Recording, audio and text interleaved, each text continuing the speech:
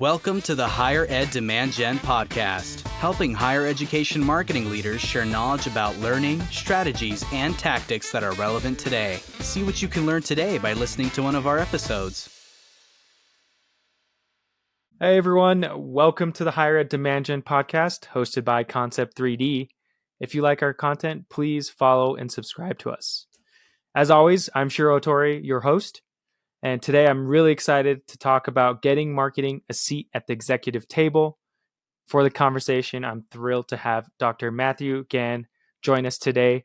Matthew is the Associate Vice Chancellor for Marketing, Digital Strategy, and Public Relations at the Tennessee Board of Regents. Matthew, welcome to the show. Thanks for having me, Shiro. And I do have an icebreaker for everyone, which is please tell me what you love about higher ed. This one goes back to my upbringing. I grew up in, low income area of rural Tennessee on a farm. And so I can personally say the difference that higher education can make to an individual and somebody's family.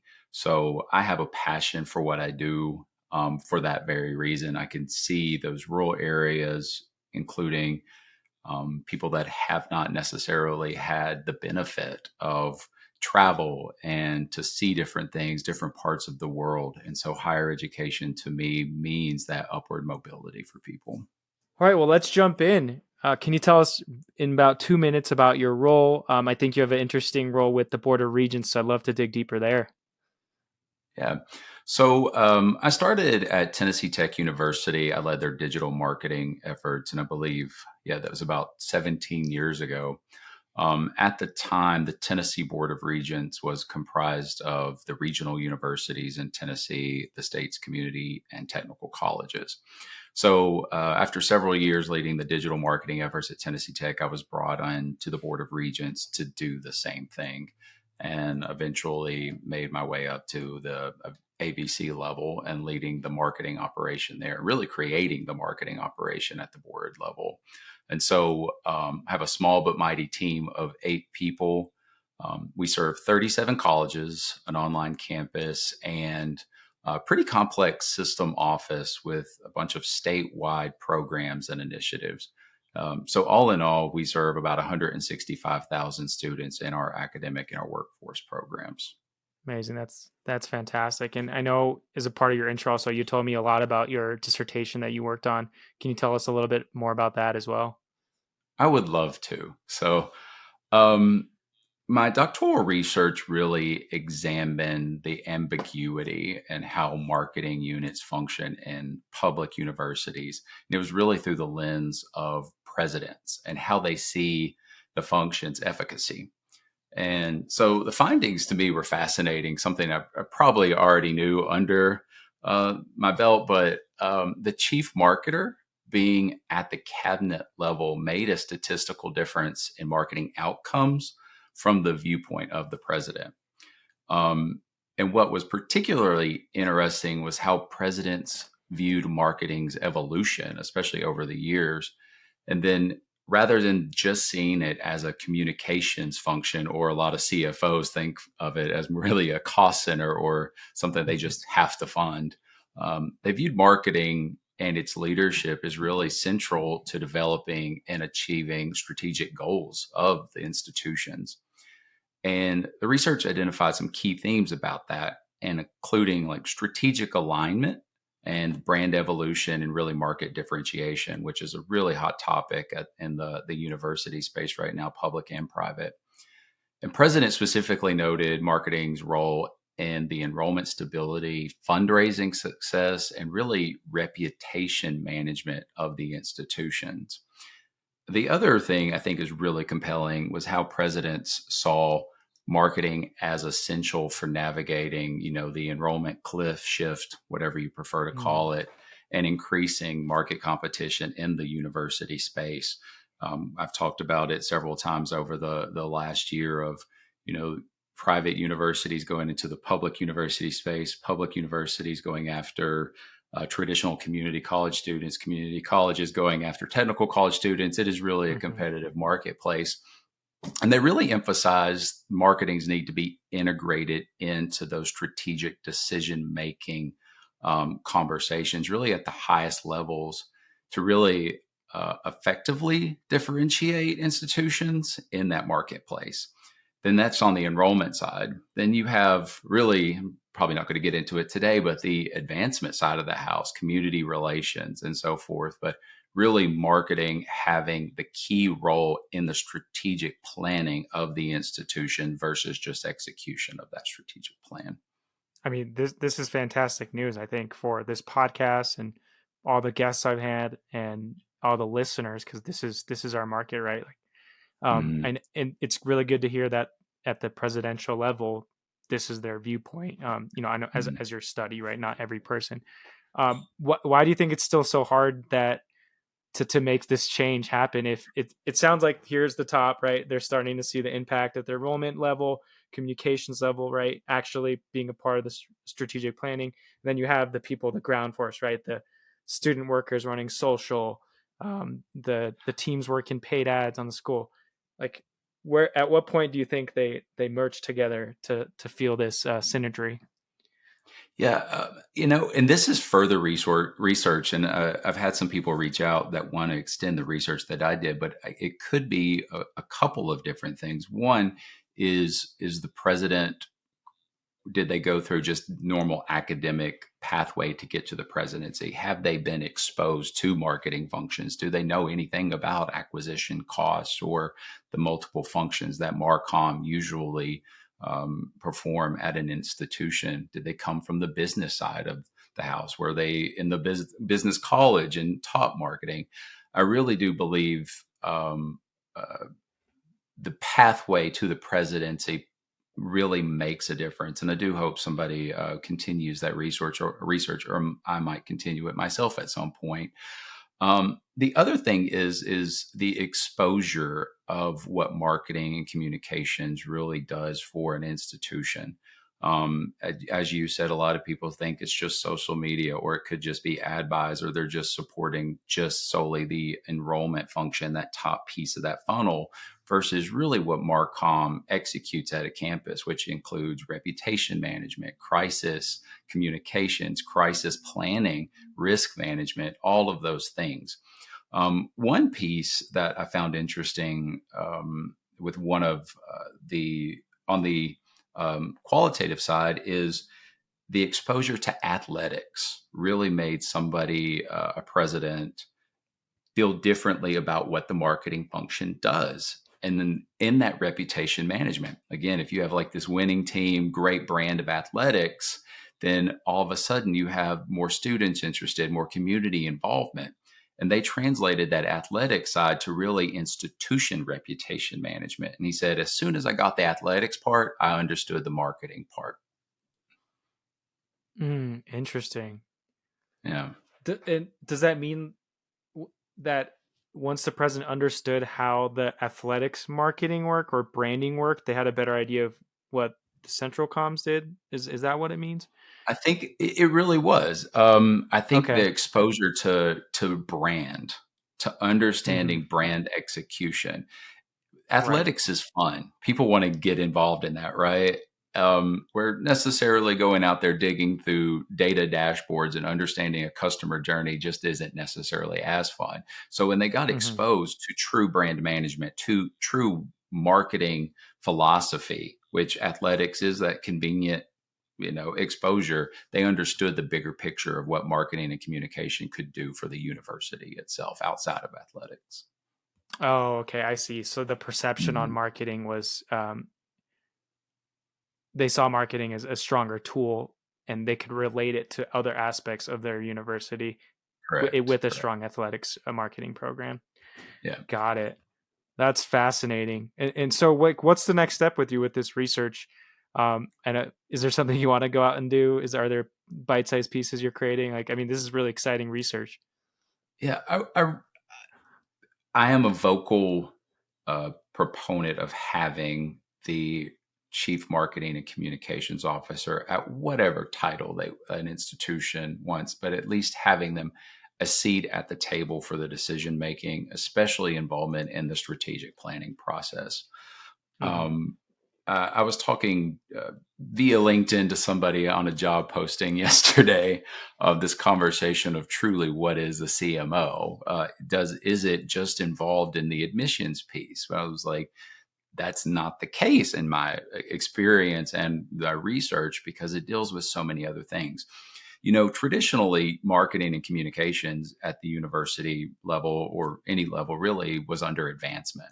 And then it kind of moved out, shifted a little bit of gaining its own traction. Then they started putting it in enrollment management or other units within the structure. But Mm-hmm. it really is a holistic operation that touches every piece of university or college operations. And at that point, to silo it into one unit, which has their own, philosophies on what they need or what they want or what the outcomes are, really pigeonholes marketing into concentrating on one thing. It's almost like tunnel vision versus expanding that viewpoint. And so for me, understanding more about what presidents who don't have a cabinet level chief marketing and communications officer, what is their holdup with it? Is it they're thinking that the strategic enrollment management piece of the pie, just that Mm-hmm. admissions? Are they thinking that's the only thing that they need to go after is gaining new students versus keeping the students, the reputation management of really is a student and their families and the community's perception of an institution going to really make a factor in their decision to enroll or to give back or to volunteer. It's just a bigger piece of the pie than I think a lot of institutions look at currently. So, what's next for me is hopefully getting some more doctoral students to expand my research and dig into a few other things, including perception of is it the president's first presidency? Versus do people who have been in the role multiple times or at multiple institutions or a longer time period, how do they view this function? Expand on that research. But also I've got about 5 or 6 different topics based on this research that I would like to write for and get published, especially taking this as the public university space is my what my dissertation concentrated on, but moving that into maybe the community college space. Traditionally, I do think community colleges kind of lean on what public four-year universities do for their execution of certain things a little later. Mm-hmm. And so maybe we can, put some fire into that and community colleges and really get community colleges to concentrate on marketing for one reason. And I know this is a long answer, but it is because of that competition piece. Traditionally, I really do believe community colleges were just concentrating on you've got to get people to go to college. While that's very important, there is competition in that field now that is traditionally community college, technical college students. And if they don't step this up, they're going to have issues going forward. Yeah, no, that was a very, very great answer, and I appreciate that. I know I like how you mentioned there's so much competition going from community to public, public to community, because I do see like a lot of public schools now offering 2-year programs, certificates, you know, these sorts of programs, which historically 4-year universities didn't offer up until like the last 10 years. So I Mhm. see the competition going both ways, which is very, very interesting. And then to your comment about the role of the CMO, I've talked to a few CMOs on this show, and um, I think it's always interesting to compare to other industries. And I truly Mhm. believe the role of the CMO is much heavier in higher ed, um, just for the sheer team size plus the responsibilities. I mean, you don't have crisis comms in most technology companies or industries, right?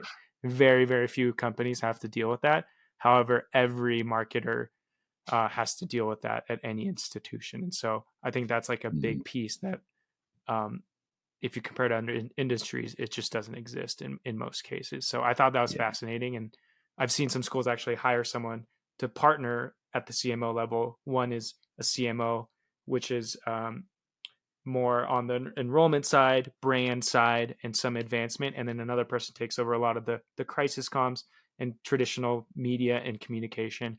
And they partner together just because they know that role is so expansive. Mhm. And I like Yeah. that creative strategy. And I've seen that. And, I'm not looking yet about 15 years down the road, but at some point, 15 years down the road, I would consider there being a chief marketing officer, chief communications officer, both at the cabinet level. And I know some larger research one universities are looking at it that way. There was a couple of job postings in the last year where they said they are separating that marketing communications piece into two cabinet level positions. But I'm not sure higher ed is there yet across the Right. board, but I think eventually it probably will get there.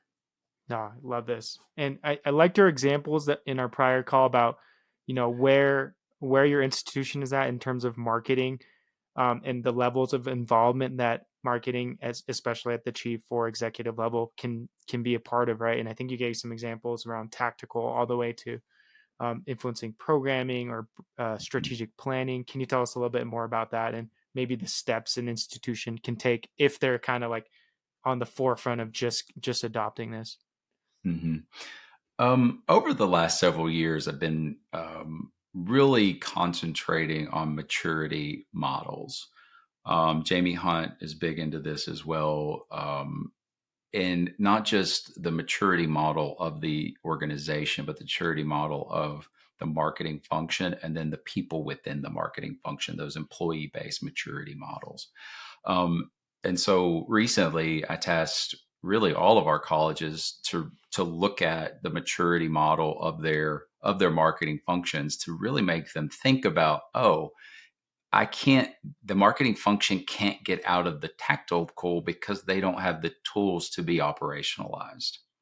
And so that's how I'm progressing this and looking at those maturity models and how really that chief marketer eventually gets that seat at the table, because you have to look a little inwards um, to understand where you are as an institution and where you want to be, and does the function itself support that.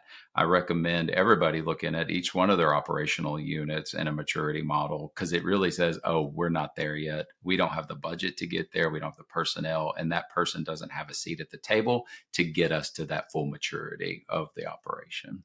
Yeah, that's a great point because I think there's a lot of shiny object syndrome in marketing as a whole, right? I'm a marketer Mhm. myself, and I like that just to reflect on your team. Like, is this something that we can actually even take on right now, or is this just Mhm. a shiny object and we got to actually work on what's realistic for us today? Yeah, I call it the dancing penguin syndrome. I got that from my one of my mentors, Monica Watts, who is an AVP of communications at the University of Alabama. She always talked about the dancing penguins, the shiny object that they're concentrating on now. But does that shiny object have any operational significance to what you're doing or where you want to go? Or is it just you want the shiny object? It's the curse of the make it pretty marketing function, which again is the tactical piece, but really not the operational side of it. Yeah, no, that makes sense, and I love that you bring the operational aspect to it because I'm kind of thinking I'm using very high level words, but you can actually get tactical if you look at how it's going to impact your operations. So like that a For lot. sure. In terms of advice for maybe directors of marketing, AVPs, associate directors, who are trying to make more impact, more influence to the president, maybe to the dean. Like, do you have any advice for just being heard or trying to make more influence, whether from across or to the top? Yeah, there's a quote that says if they don't give you a seat at the table, pull up your own chair. Sometimes you have to step in, and when you see something, do a critical analysis of it and then try to find a way to present that. Um, Same thing with using the maturity models. Say, where you are on that tactical side, and then maybe present to senior levels, or including maybe a short email to the president and said, this is where we are, this is where we'd like to be. not necessarily how you get there, but say, this is where we see our institutions function at this moment at that marketing level. I believe over the course of my career, it is one of those times, a lot of times I kind of demanded a seat at the table, with my voice, with my expertise, and just with good ideas. This has also been something I took away from the AMAs and the conversation that I've been trying to convey on the marketing side, and including, we might get into this later, the naming of programs is literally be clear, not clever. Be clear in your intentions, be clear in where you want to go with the unit itself, and be clear that you really do believe to have a strategic influence on the operations of the university or the college, that you need to be included in the conversations. And I do that myself to this day. Do you have any examples you could share of, how you've really tried to position yourself to get a higher seat or more impact across and upwards? Yeah. My suggestion on that is be data informed and show the value of the function.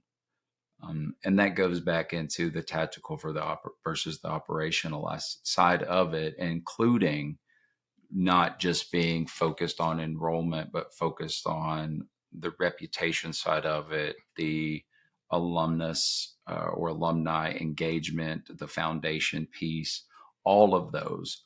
Reputation management, again, I kind of say this all the time. Marketing, one of their biggest roles is reputation management, but reputation management influences all of those things, from the potential student all the way up to the major donor. But use data. Say, this is what we did. This is how it affected enrollment. This is how it affects advancement, and really show the value of the function. I think that always is the best way forward, in kind of proving what you do, and why you need a seat at the table. Appreciate that. I think that was clear. Was that clear enough? It was very clear. Yes. Okay. And I think, I would love to ask a question about ROI, but I do think, or sorry, what metrics you should share.